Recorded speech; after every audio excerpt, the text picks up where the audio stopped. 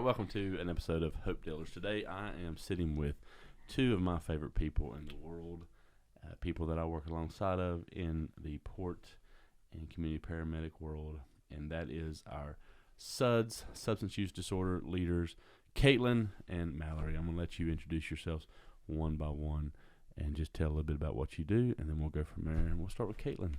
Well, thank you for having us on today. I am Katie Graves. I do work for the health department as the health educator. I work Monday to Friday, 8 to 5, and I am one of the co-facilitators of the SUDS Coalition. My name is Mallory Barnes. I just got married on March 30th.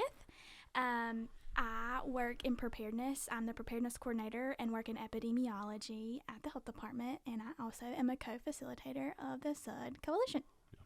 So when I first came on in regards to the port, I was introduced to y'all as a SUDS leaders. Y'all are leading the SUDS Coalition.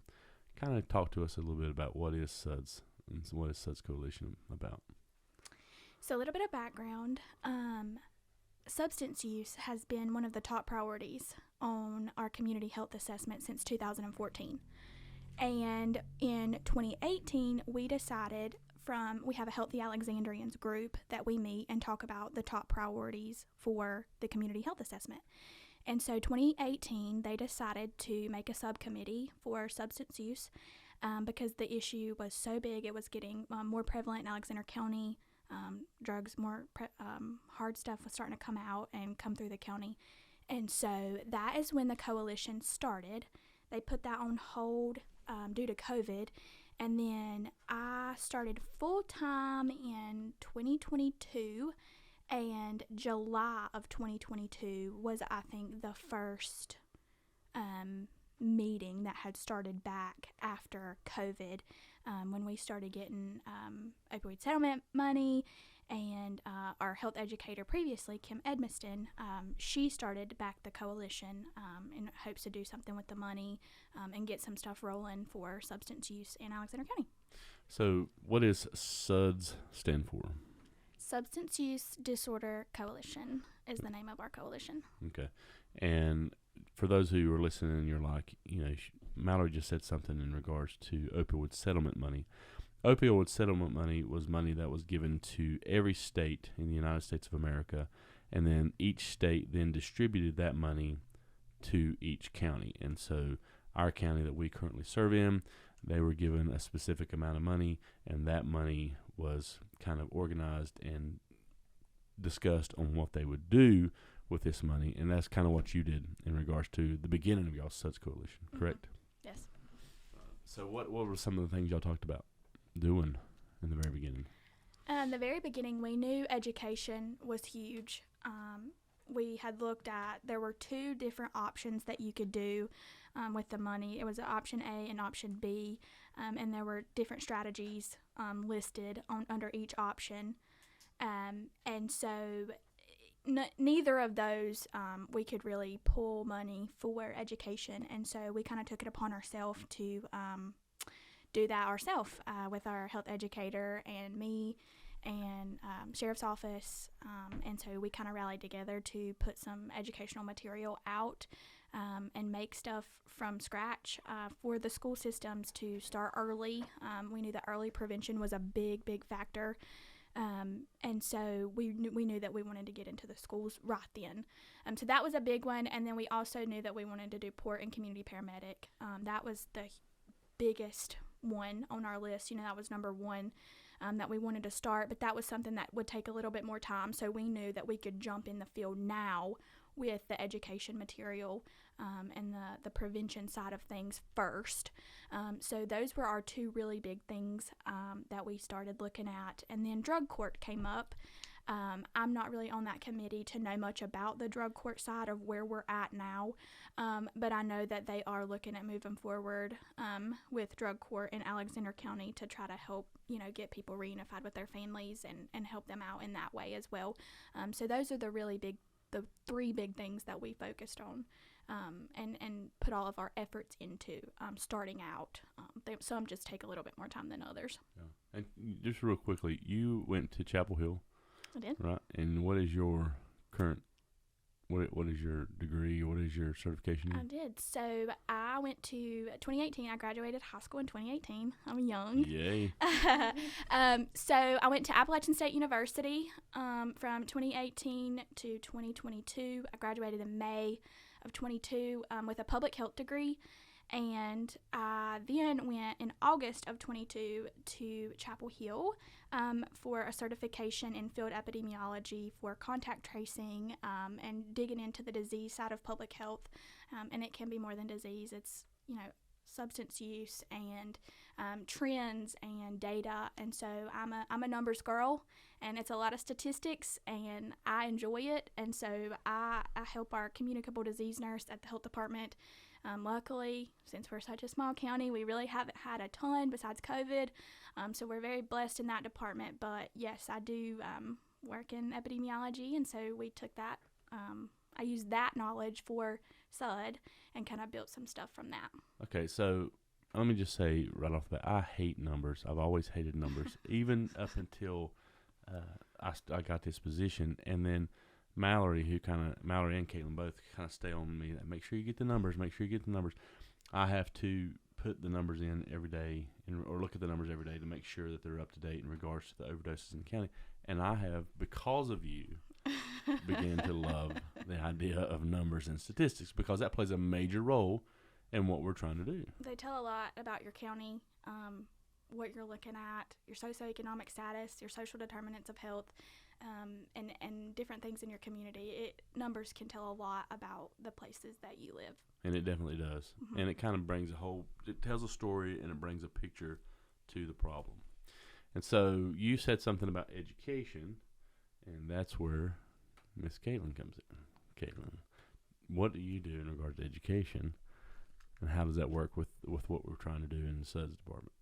Right, so I got hired in June of 2023 and was kind of thrown right into the Substance Use Disorder Coalition. Thank goodness for Katie, because I was struggling without her. Okay. Very glad to be here. We're grateful for you. Absolutely.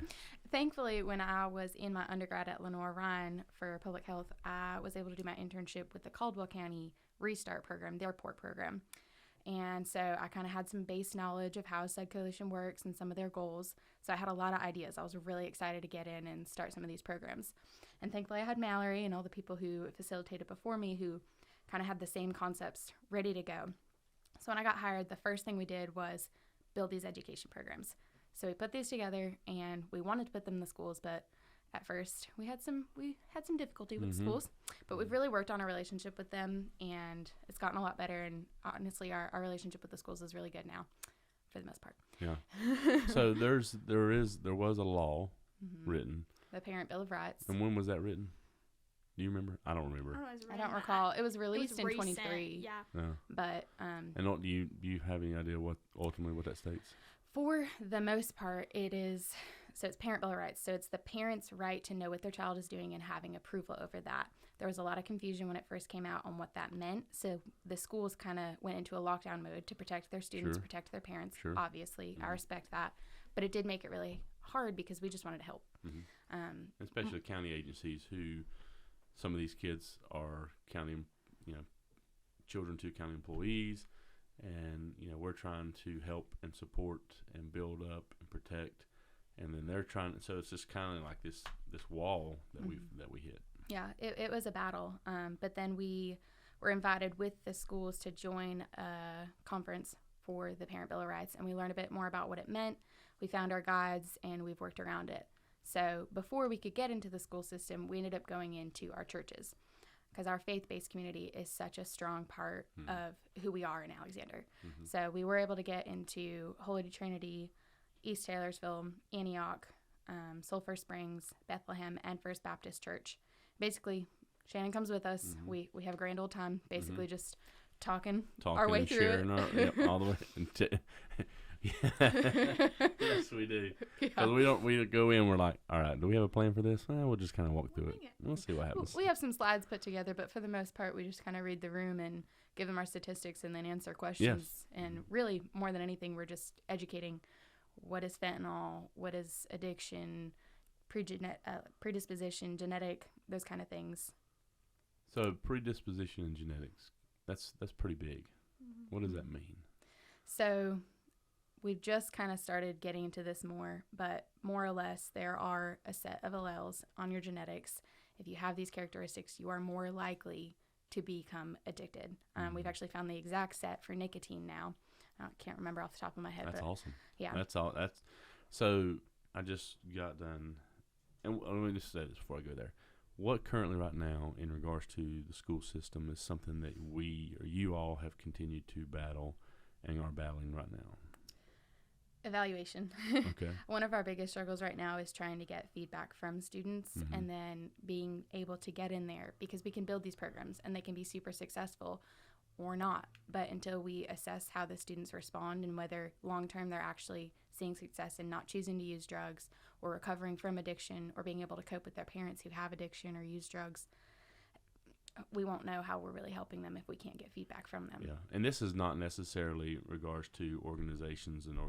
This is actually students giving us real time and real information, truthful information about what the situation is. And this is, for example, some organizations come in and they may do phone interviews. Well, I don't know if you've ever done a phone interview before, but I've done one, and it's not truthful. You call me, I'm in the middle of doing something, I don't have time to talk, I'm going to throw you a bunch of smoke, because ultimately... And you don't have that accountability to look in someone's eyes and tell them the truth. Yes. And when you're asking these hard questions, it is hard for someone to be honest. So even if you are right there and you know you're asking the right questions, these are difficult topics, and there's a lot of fear around consequences for people as well. Whether it'll lead to legal trouble. So there's a fear. Just like for me going up to someone's home and me looking like a police officer or some type of person that's going to get them in trouble. I'm not. We're not there to do that. You're there, and you're trying to get information. So vaping is a big concern right now. I would consider it a gateway drug at this point. Yeah. Absolutely. Yeah. And so I just finished listening to Andrew Huberman. Everybody knows who Andrew Huberman is. He is the current scientific guru in podcasting. He brought in a lady from Stanford University, and Flesherman, I think is what her name is. I will put a link on the YouTube channel for people who want to check it out. And here's some of the statistics they said. We know some of this already. One pod or one vaping pod is equal to 2 packs of cigarettes. Okay, so that's 54 to 56 milligrams of nicotine in a pod, and that's equal to 2 packs of cigarettes. Statistically, an average student will use 1 pod a week. But now they're showing signs and studies that people are using 1 to 4 pods a day. It's an addiction. That's where the addiction comes in. And that's crazy. That's absurd. So if you look at that in regards to packs of cigarettes, that could be anywhere between 4 to 8 packs of cigarettes a day in regards to the nicotine levels. Yeah, it's really disturbing. And to look at the history of vaping and cigarettes, originally vapes were marketed supposedly under the guise that they are going to be a tool to help people who are smoking cigarettes to quit their cigarette, and that nicotine and the vapes are supposedly a healthier alternative. Now, if you look at that nicotine rate alone, it's pretty obvious. Any average person can look and see that that is not the case. There is no way these companies have put these out to help people. Yeah. It is to profit. So I want to give you a little trivia to see, and I know y'all are good. Y'all will be fine, because y'all know this information already. I don't do too well at the trivia on the tavern. On Wednesday nights. So I'm not good at that. Are you no good at it? I'm not that good at it. Well, this has to do My with a lot. My husband's great. This has to do with a lot with what y'all do. He can make something up and it be right. It's the craziest thing I've ever seen. So what are the 4? Let's just say 4. What are the 4 things that draw students and adolescents into vaping? What are the things? What are the big things? Peer pressure. So peer pressure. Mental health. Mental health. Okay. What else? The habit. The habit. So the addiction. Okay. Their home life. Home life. Okay. Or maybe just the process itself. Other students do it. They think it looks cool. So To number fit one in. is marketing. Marketing. Durr. Yeah, marketing. Yeah. Marketing is number one because, and some of these vapes flavors is unicorn poop. The fruit. It's very fruity, and it's geared. Who's not going to smoke that or vape that is older individuals who maybe have been smoking for a long period of time. They have no interest in that, but people who do are adolescents. It's geared towards that. Number two, you said the addiction. We've already talked about this. It's 54, 56 milligrams of nicotine, including that. That's like 2 packs of cigarettes. It's too much nicotine for it not to be addictive. It's too much. Number three is peer pressure, but I'm also going to say boredom. Just the thought of, hey, you know what? My friends are doing it. They're not necessarily pushing it towards me and saying, here, smoke this, but I see them doing it, and so I'm just going to do it too.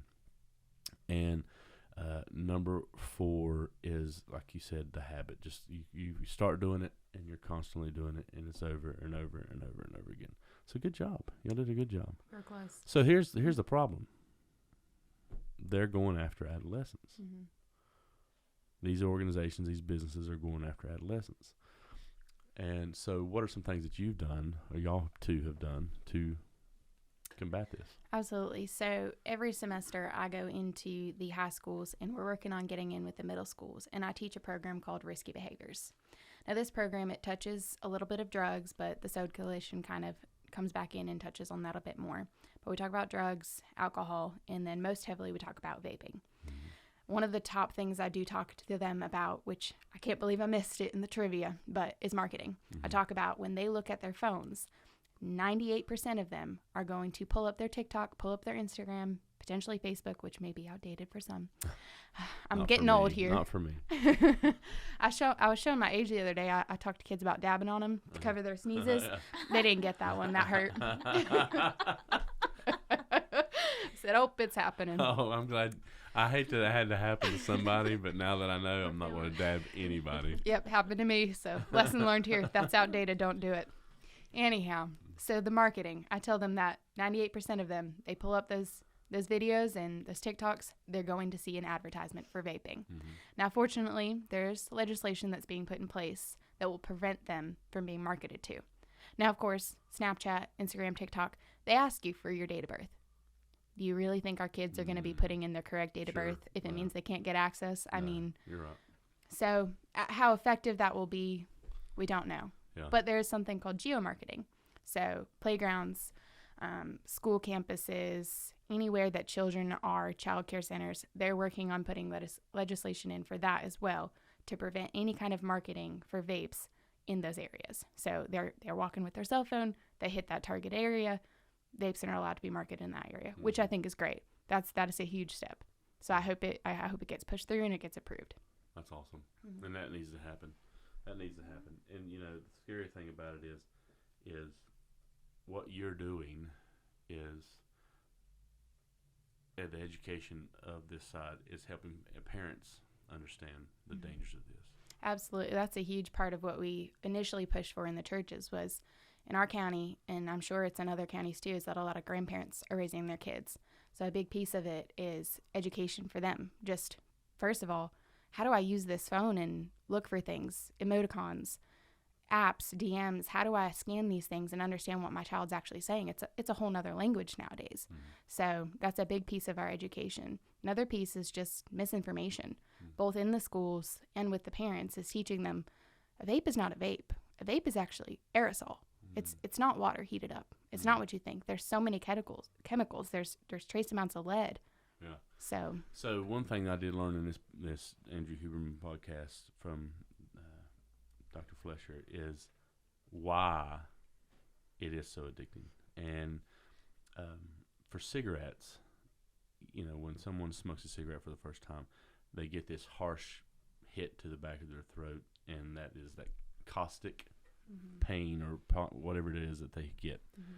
With vaping, it is a salt solution, and that salt solution actually makes it more easier for them to vape. It doesn't cause that burn, Mm-hmm. that salt nicotine. It's one, they can make a higher potency, which is why that one dual pod has twice the amount of nicotine that pack of cigarettes will.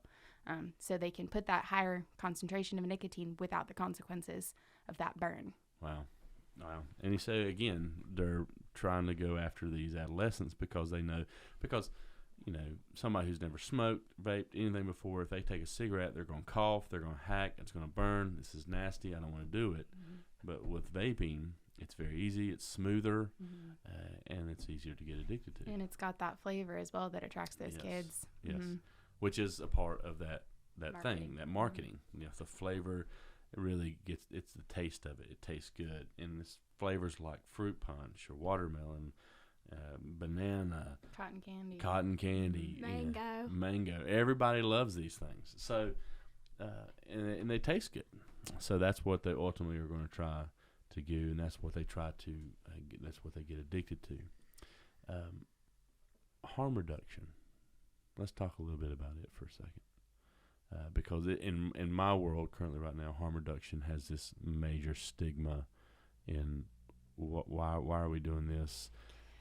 So the double-edged sword, one of the big things we talk about is the importance of Narcan, because as we teach in the schools, it's hard to say we're not just trying to scare them. We're telling them the reality. The truth is nowadays you can take one pill and that is it for you. It can be laced with fentanyl and you can overdose and you can die.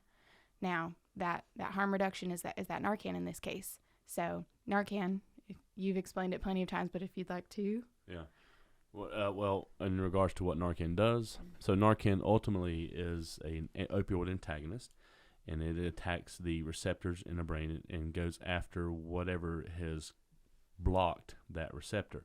And so, for instance, in regards to opioids block the receptor, and they cause a decrease in breathing, heart rate, mental status, and ultimately will lead to death. So Narcan is used ultimately to block the receptors that have not been blocked by the opioid, and they also clean off the receptor to, again, block it from any type of interference from those chemical receptors from firing. And they help for somebody who's overdosed. They increase breathing, they increase heart rate, they improve mental status, and they save lives. And ultimately, that's what Narcan does, is it saves lives. Exactly. So I'm glad you shared all of that information, because that is the point. Narcan saves lives. And the issue we see, and we've had this conversation in our SUDS Coalition, and these are people that truly see the issue of addiction and want to help, and it's still a debate, because the question is enabling. Are we enabling them by giving them Narcan? My answer is no, absolutely not, because you can't help someone that's dead. If you haven't saved their life with Narcan, there's nothing more to do. Exactly. So right. one of the big things we're doing now with our SUDS Coalition is our Narcan vending machines. So a Narcan vending machine is a vending machine just like you would see in any type of building that has snacks. This will actually have Narcan in it for free for people to access and be able to utilize. There's other opportunities for harm reduction. There's testing strips for fentanyl and xylazine, but ultimately, you going into the school systems, you being a part of the SUDS Coalition and leading the SUDS Coalition, your studies and investigations in epidemiology is ultimately harm reduction. Harm reduction. Yeah, prevention is part of that harm reduction. I got this video I want to pull up here and show you real quick, because I think it's so profound. And this was from the video that we used, that I found on that website, and it is, in my honest opinion, it's a great understanding of. So to go in and assume that nobody's ever used or nobody wants to use, you're setting yourself up for failure. That's the expectation, that's the hope. But what we really also need to talk about is best if you don't use. But if you do, if you are using, let's help you cut back or quit. And if you are continuing to use, let's keep you safe. Let's make sure that you're not going to die. And what I'm talking about here is, when most parents, if their kids are going to go to a party, well, I shouldn't say most parents, but a conversation often is, hey, I hope you're not drinking, but if you are, pick up the phone and I will come get you. That's harm reduction. And parents, oh, I didn't think about that. Well, that's putting safety first. That is a harm reduction message. So to go in. So, putting safety first is ultimate. When you hear that, what do you think? I mean, that's commonplace. We work in health, so that's something that just comes first mind to us. But maybe to the average person, it might not be. Because I remember, and of course, I'm way older than y'all. Y'all are, both of you are way younger, so you don't never remember this. But I remember being younger and in high school, and the idea of the availability of condoms. And people were like, then you're pushing these individuals to have sex or have sex before marriage or promiscuous sex. You're doing that by offering them this. And the facts are, no, it's one of those unfortunate things that it's going to happen. And there's going to be an opportunity for to say, well, we're going to talk about don't do it. We're going to talk about abstinence. We're going to talk about just, don't do drugs. And people are going to go, oh, yeah. But then there are going to be people who do.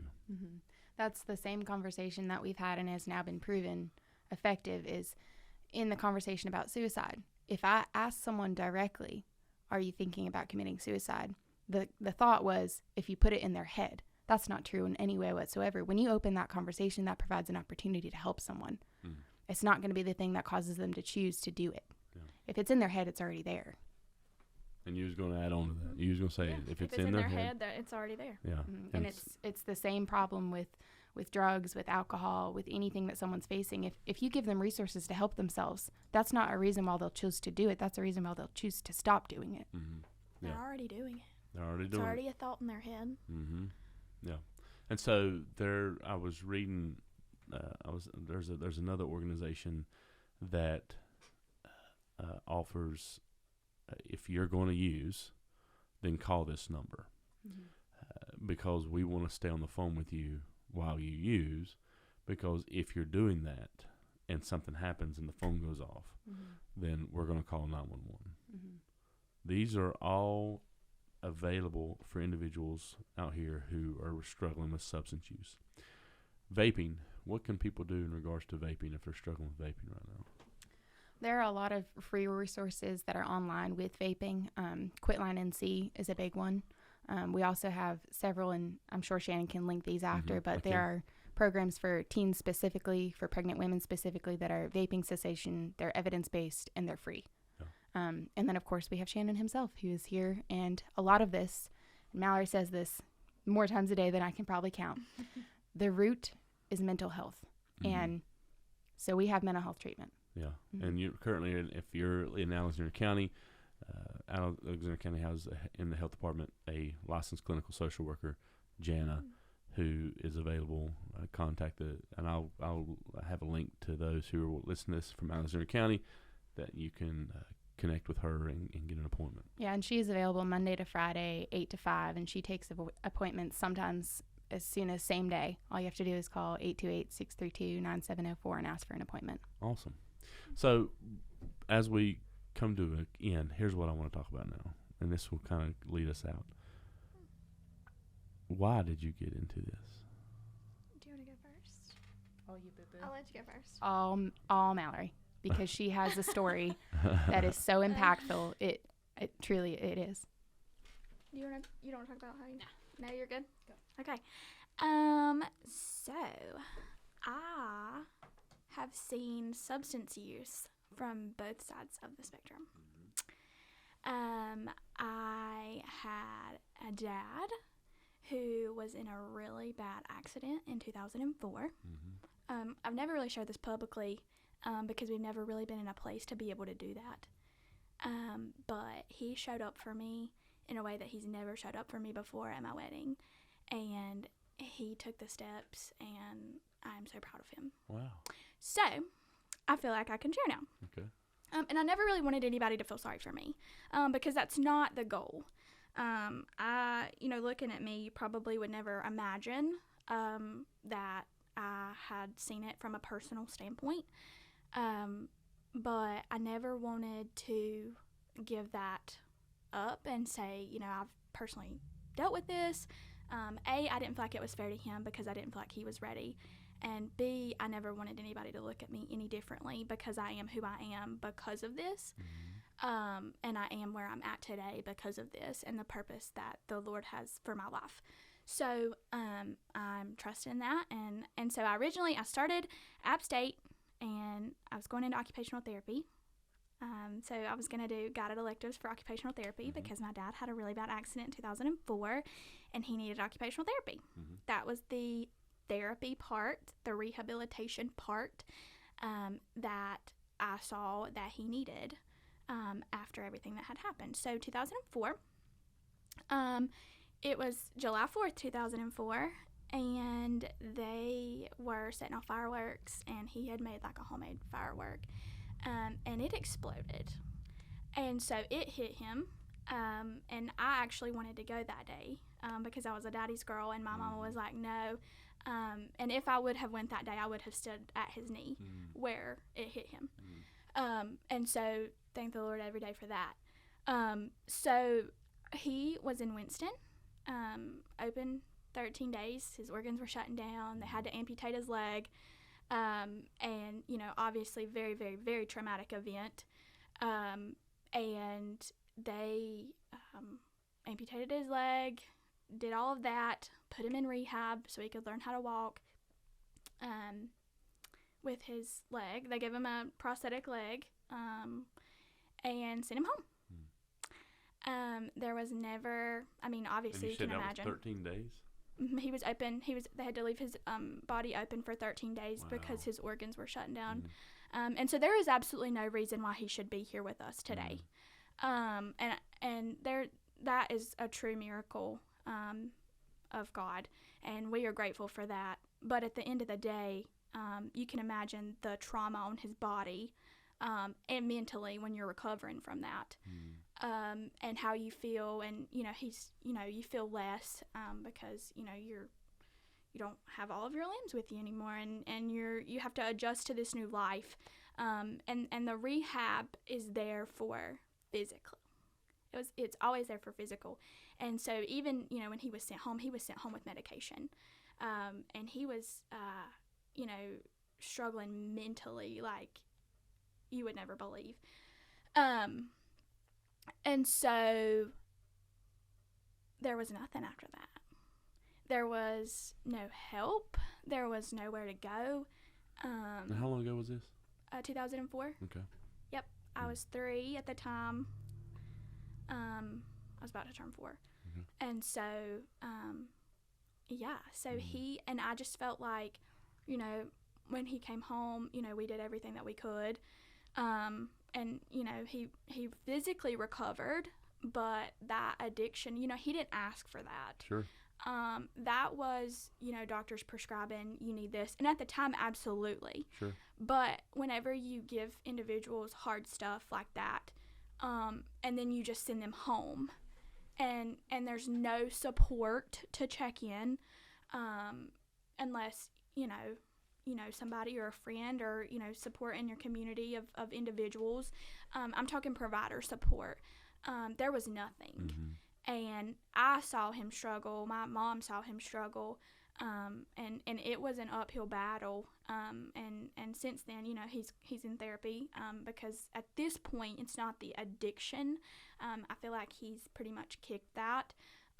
But it's a mental battle with him every single day. He has to wake up and choose not to pick up that medication, and to want to do better, and to, won't have that will for that. Yeah, and people just don't understand how difficult that is. And maybe that's an episode, that's a discussion for another time in regards to the neurobiology of addiction and what that looks like. But that's not an easy feat.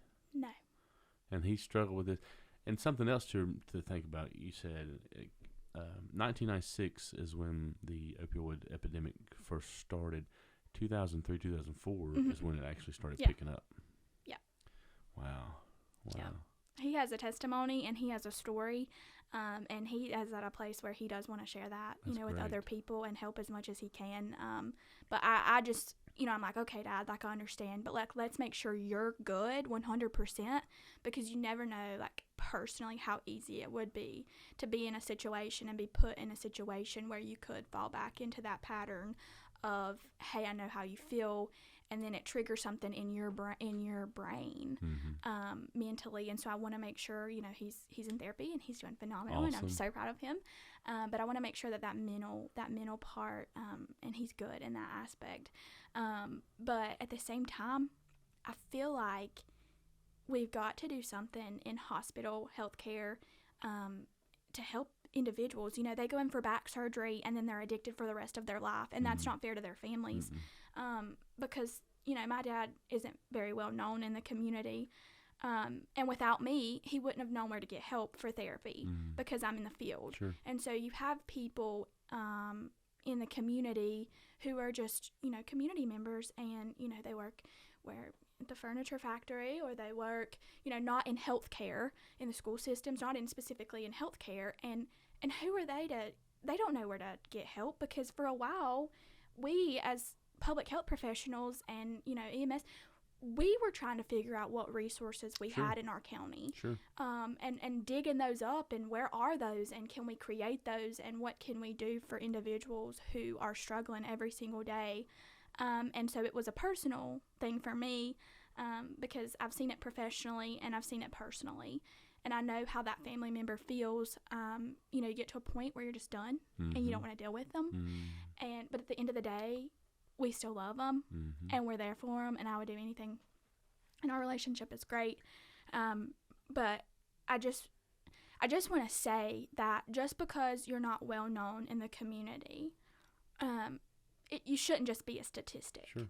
Because he didn't wake up and say, I want to be addicted to pain medication. I want to do this. This is the life that I want to have. I want to lose everything. I want to hit rock bottom. But thankfully, my family has supported him, and he had all the support in the world. Not everybody has that. And so for me, it was personal, and the difference in treatment of him when he would get care versus me when I would get care, because insurance-wise, or they knew his history, it was a big deal, and a big difference. And I've always been very vocal. If you can't tell, I've always been very passionate, a very vocal individual, and I stand up for what I think is right, and I will fight for my loved ones. And I call my mom. I'm like, you got to get in here. Like, you've got to say this is not okay. But for individuals who don't know that they can speak up or know where resources are, I can see how it can affect them. And I struggle mentally. It played an effect on me. Sure. And I still struggled. And then I got therapy. Grateful. Best thing I've ever done.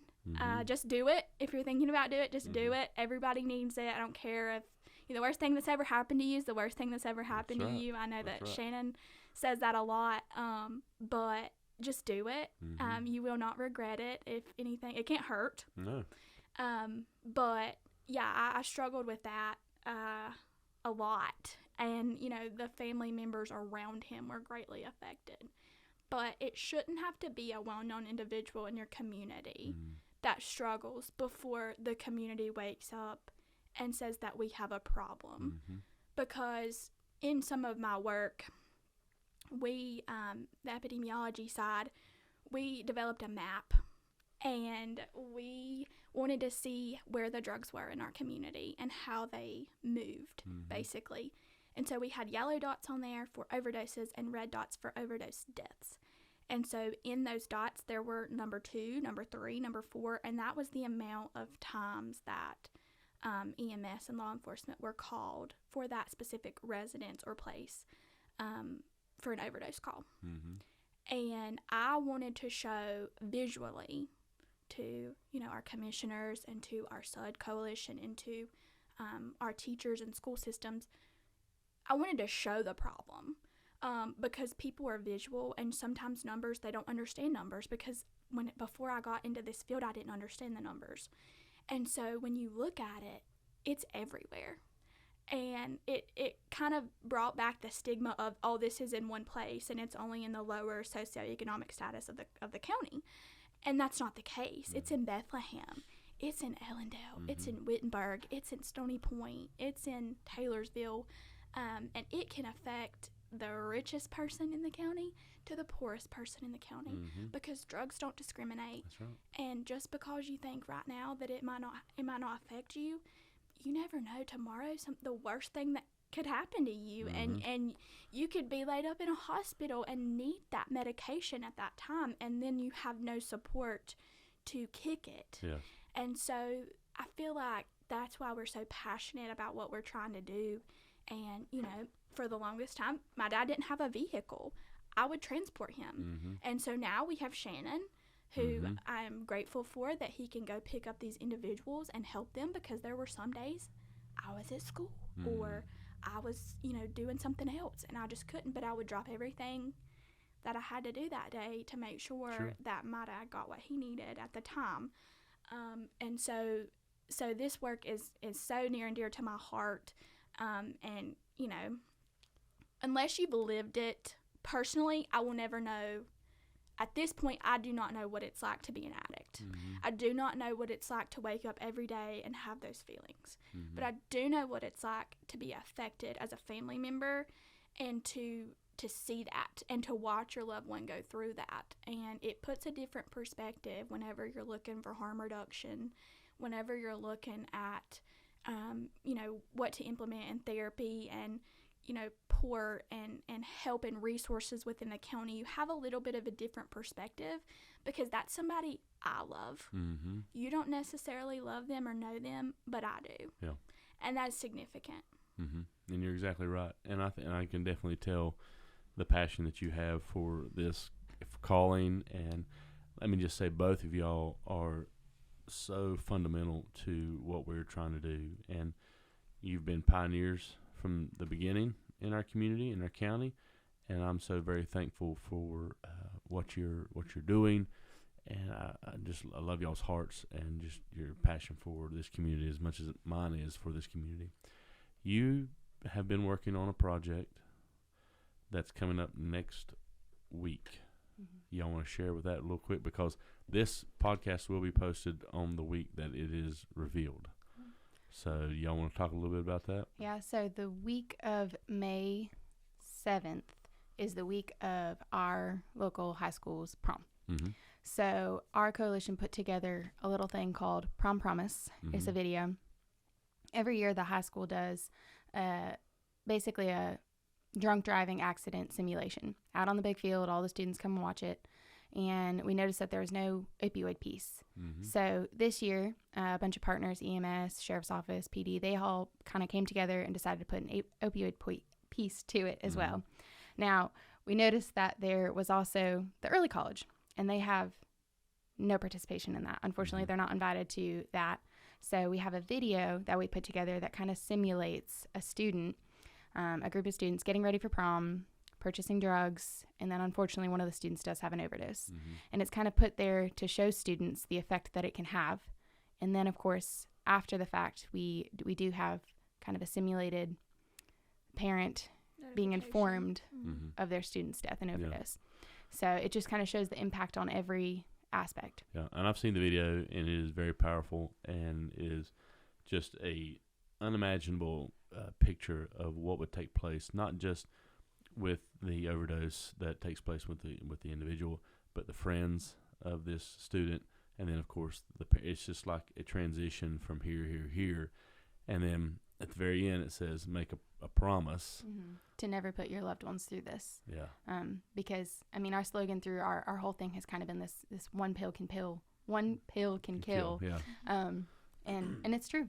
Yeah, and you're exactly right, because they don't know what they think that they're purchasing. And they also don't know what they leave behind and the impact that it has on their families, because in that moment, that's not what you're thinking about. You're not thinking of all these people who love you and can help you and can support you if you just go up to them and say, hey, I need help. Or, you know, anything like that. And so I promise you, your parents are going to be more grateful if you come to them and tell them that you need help versus getting a death notification at their door that their child has passed away due to an overdose or drunk driving or anything like that. So please talk to somebody, a friend, somebody. We promise you nobody's going to be mad at you. We're going to do everything that we can to help you. But that is our whole goal with all of this. And as well, if you're a student too and you have friends that you know are struggling, I promise you that friend is going to be far more grateful that you went and spoke to a teacher. You're not going to be considered a narc, or spoke to a friend or a family member and saved their life. Yeah. They're going to be far more grateful that you spoke up for them. Absolutely. Well, let me just thank y'all for coming. Thank you for part of being this podcast. Y'all are amazing. And you two are hope dealers. And I'd continue to just do that, keep doing what you're doing, because you are changing lives. And I'm very thankful for that. Thanks for having us. Thank you. We love working with you.